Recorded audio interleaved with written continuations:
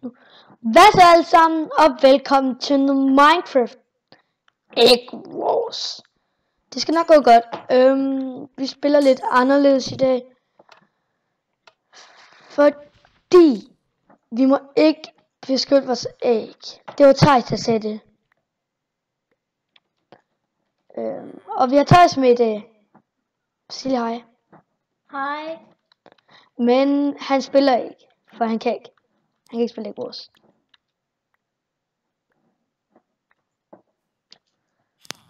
Okay, jeg tænker lige, vi starter med at gå ind på midt og knalde dem alle sammen. Og det var en joke. Okay, det går fint, det går fint, det går fint.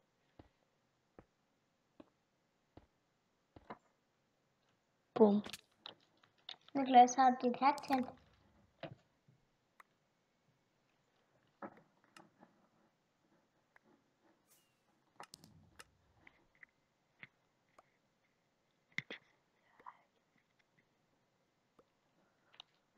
Sådan der.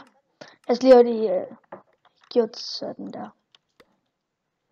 Okay, vi går lige have det over på mit ø igen. Men altså, jeg tror ikke rigtig Thijs har set mig spille Egg Wars, fordi jeg beskytter aldrig mit æg. Har du det? Hvorfor nok? Set mig spille Egg Wars? Nej. Det er første gang. Så havde jeg ret. Okay, vi køber lige hurtigt en iron chest plate. Så.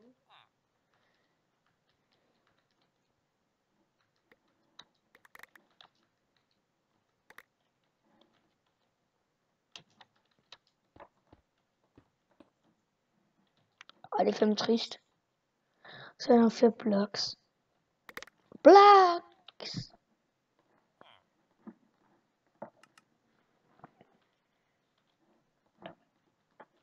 Okay, så skal jeg lige have nogle gold apples. Nej, vi har fået 5 diamonds mere. Så tager vi det som bukser. Sådan. Danser vi i Randers. Okay, altså det er med. Det er til med. Sådan det var. Okay, skal lige sådan der. Den tænker jeg bare, vi lige beholde der. Men det er også lige meget. For nu ved de, hvordan vi dansker i Randers.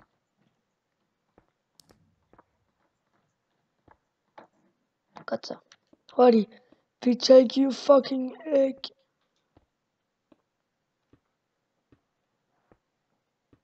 Er du krog?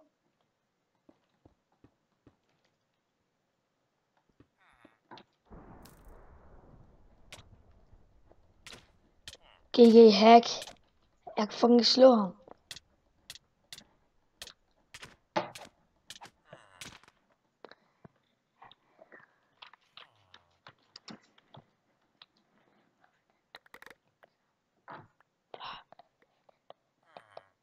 For kan jeg ikke.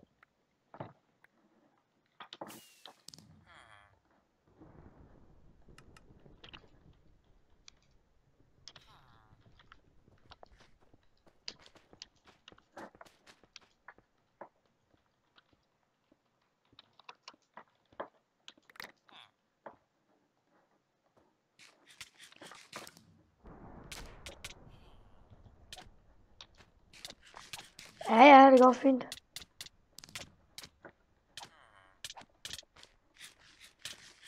Ej, det er fandme trist. Vi tager game mere. Kæft, jeg er blevet dårlig. Nå, men altså. 28 wins, 719 kills. Og vi tager den sidste. End vores yndlingsmap. Okay, er I klar? Det kunne være fucking vildt, hvis vi vandt igen. Og det er fandme trist. Så. Den. Der. Jeg tjekker lige hurtigt. Virker lige. Ja, den virker sgu da meget fint. Så dig der er et... Nej, okay, jeg ved fandme ikke. Jeg kan ikke huske, hvad du hedder. Hvad hedder du nu? Kan du lige sige, hvad du hedder? Emil et eller andet. som kommenterede min video, at jeg skulle opføre mig ordentligt og alt sådan noget. Fuck dig. Nu er lyden ok. For jeg har fået en professionel til at virke, til at vise mig det. Ved du, hvem det er? Nej, det gør du nok ikke. For det gør jeg heller ikke. Godt, så det er vist ingen problemer. Okay? Er det forstået? Det var godt. Så jeg gider ikke til at spørge igen. Ej, jeg spiller hardcore. Så koster det 16. Man kan ikke få diamonds tingene. Prøv at se, hvor meget armor og alt sådan noget koster. Altså, de er sindssyge. Altså, det kan godt være, at vi er lidt fulde. Men helt fulde er vi heller ikke. Dilemma! Ej, det er fandme trist. Okay, vi tager lige 30, for det koster vist 15 at få et mad. Men ved du, hvad det er? Limma! Nu har jeg 30. La la la la la la la la la la. Nå ja. Det er trist. I fucking kill you, bitch.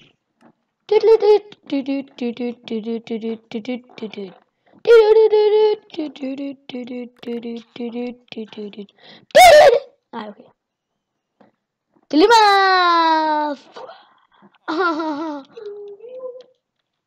Vi tager lige hurtigt. Ej, guld. Jeg skal sige, I run. I run, fucking bitch.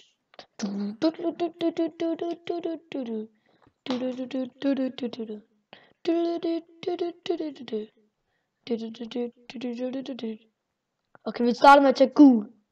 Jeg ved ikke hvorfor, jeg fik bare lige hørt det gul fornemmelse. Men ved du hvad jeg har at sige til det? Ja, altså. Dilemma!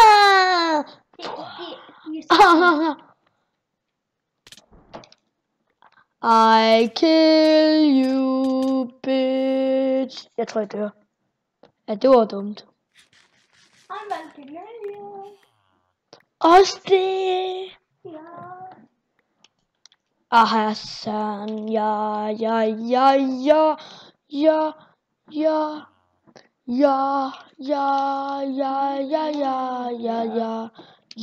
Hassan, ja.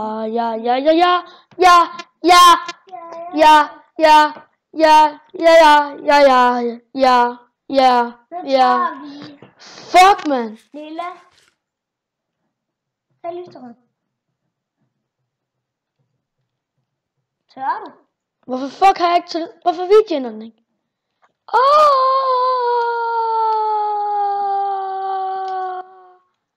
Ej, så skal man virkelig tage stigen hver gang. Det er trist. Det er virkelig trist. Det er rigtig trist. Altså, det er rigtig nice. Haha. Ej, okay.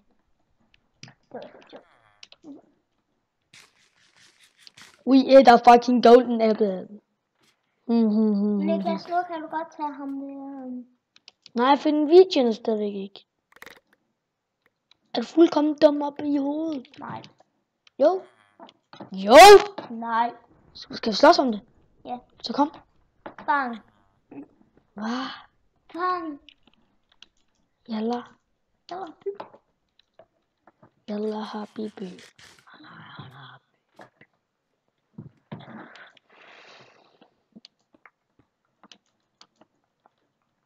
Niklas, den lover ikke med liv. Nå, det er lige meget. Hvad? Du får ikke liv. Det er lige meget. Okay, ham der tager, det er grå. Yeah. I take you out from the gate. Jeg dræbte ham. Easy fucking busy. Pludselig lemon kan squeezy.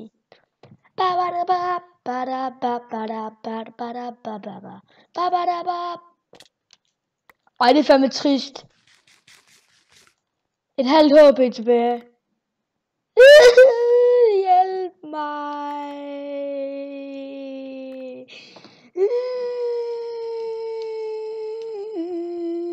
Jeg skal tilbage til min ø.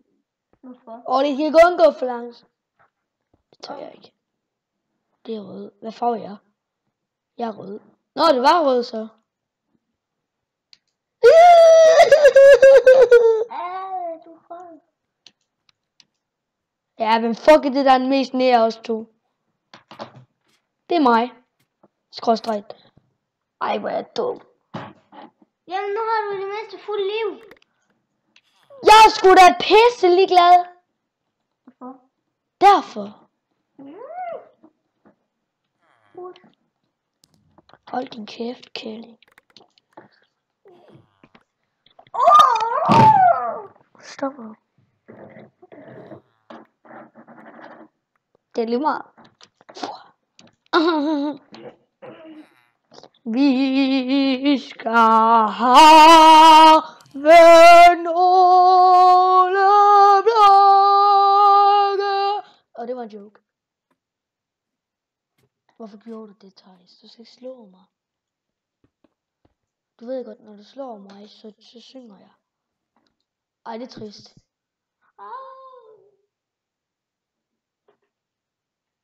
Nu man skal jeg hack. I don't have hack. Kom, hop, hop, hop, hop, din fucking pussy. Hej. Det var hyggeligt at møde dig. Kender du godt det der, når man skal tisse? Når man er i gang med et Egos game. Anti-knockback. I ban you, man! Jeg passer på det nu. Det er nok lidt for sent. Hvorfor? Fordi jeg kan. Mine. Okay, dreng og piger. Hvis der er nogen piger, der siger mig. Nu skal vi vinde, mand. Og husk lige at skrive i kommentaren, hvis de vil se en farming-serie. Hvor der jeg kører rundt med og leger traktor og alt muligt. Eller bare skriv i kommentaren, hvis de gerne vil se noget farming og alt sådan noget. Og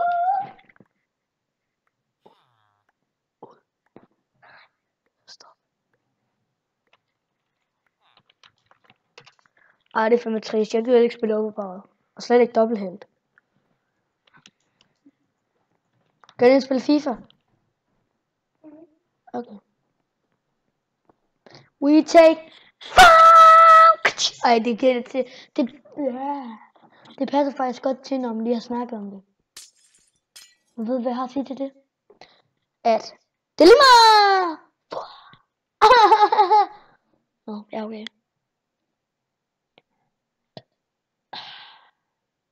Glimmer. Det er også glimmer. Okay. Drenge og piger, hvis der er nogen piger, der siger mig. Husk at skrive i kommentaren. Jeg mener det fandme. Jeg vil også gerne lave noget farming og sådan noget, hvis der. Så hvis I vil se det, så giv det et like. Og subscribe. Og så super. Ej. Ej, nu kan jeg ikke huske, hvad jeg skulle sige. Fuck you, bitch. Bitch, mama. Ej.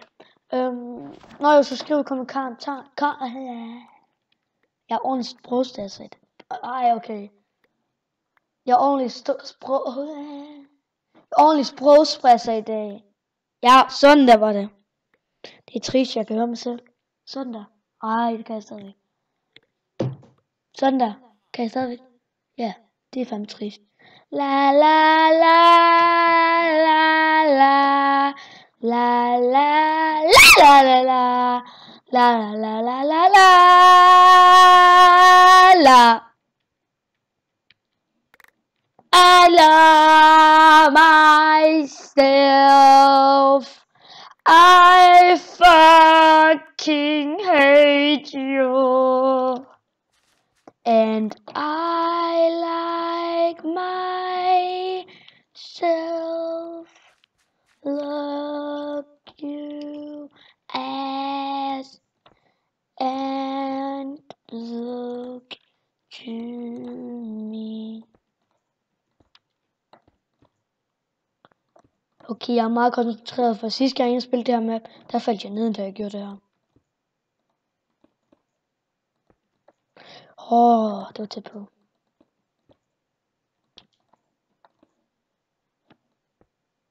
Så er det bare lige ud. Push!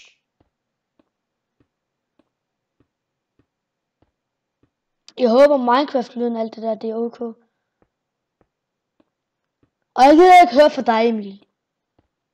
4 A-land.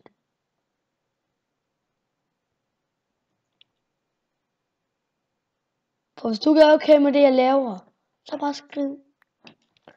Så kan du bare lige så godt lade være med at se den her YouTube-kanal. Jeg er stolt af det, jeg laver. Og det var en joke. Ej, men jeg kan faktisk godt lide at lave YouTube. Og så at jeg får så mange visninger på den.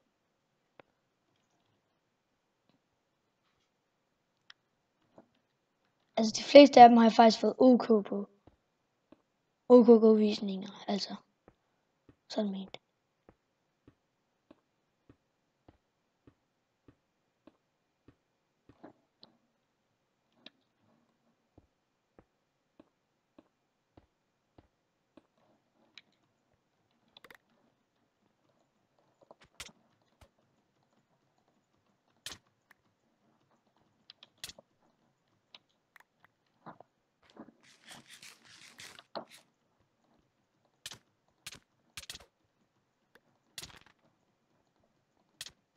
Okay, han død.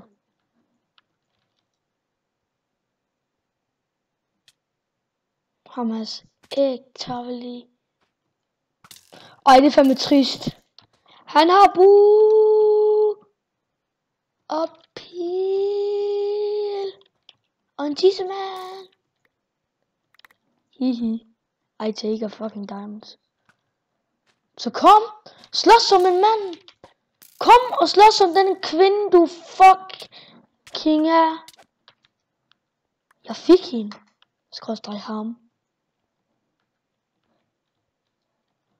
Okay, det er fandme trist. Der var kun én. Push. Okay, lad os håbe.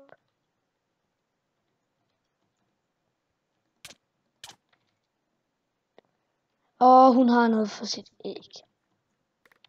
Så kan vi lige så godt lade være med at tage det ned.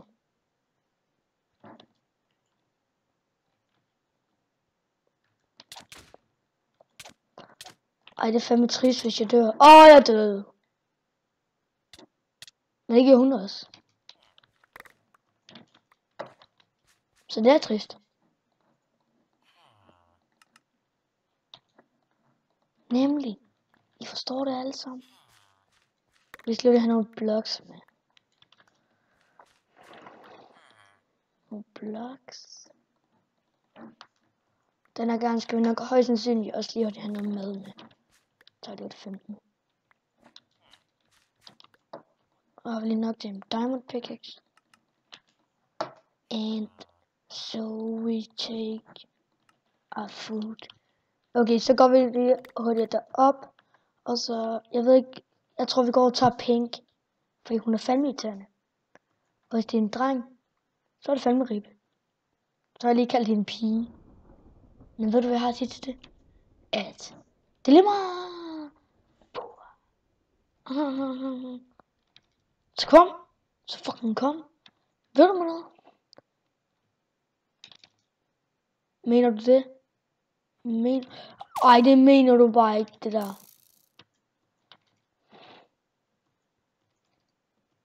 Så kom og slås som den mand, du fucking er. Så kom. Så fucking kom. Og det er fandme trist. Man. Det var det eneste, hun kan det der. Okay.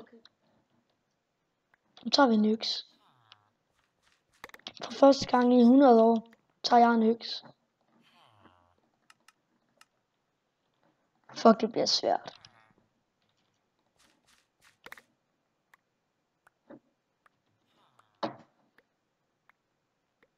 Men det her, det skader det i det mindste med.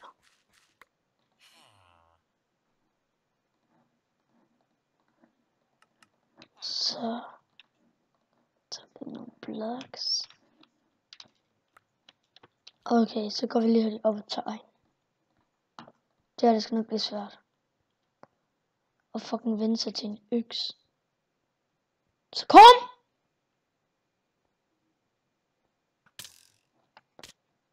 Ej, okay, det er fandme tørt, det der. Sådan, nu går. Tager vi lidt svært.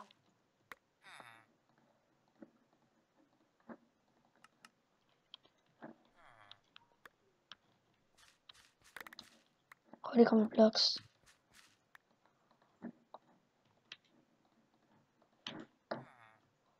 Så får han bare lige en mere. Kom nu, hurtigt. Nu! Ej, okay, det var en joke. Den der.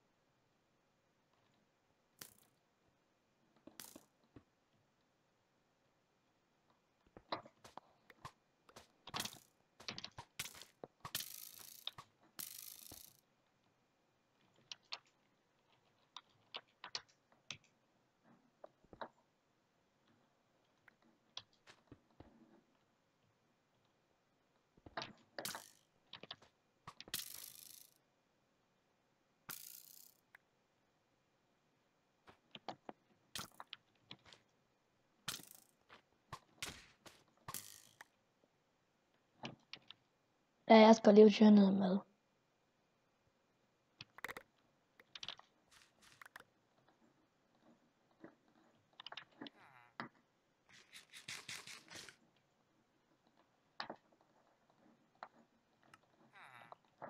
Nå, nu har jeg fundet ud af, hvad det der hardcore item betyder.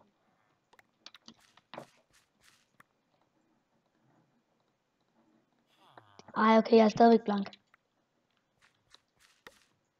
Nu skal jeg bare lige høre op have en bue. Og så klar til at flække hende.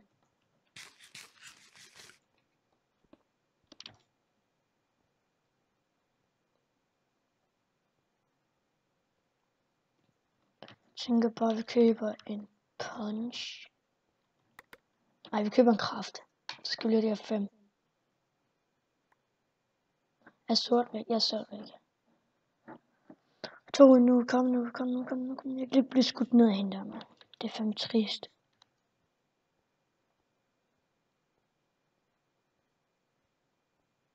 Okay, jeg er nået forbi.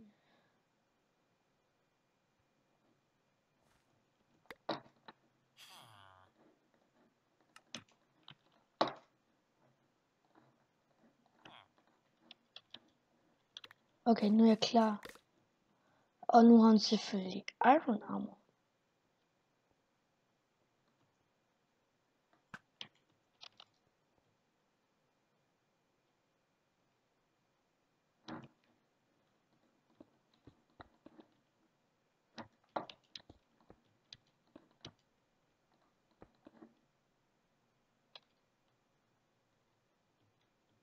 Boing.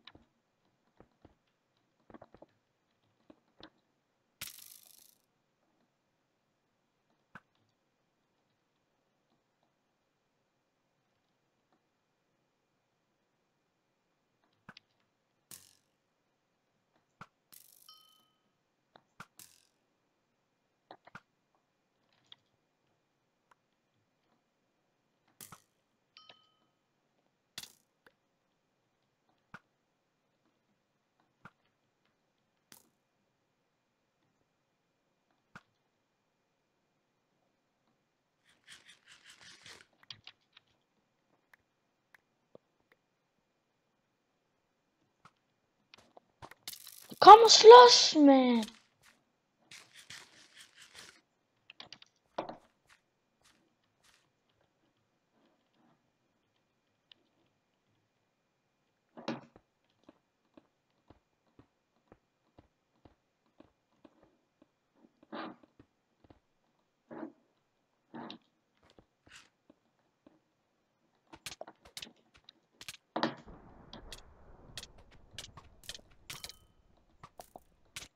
Ej, men det er fucking... Høj, man. Nå.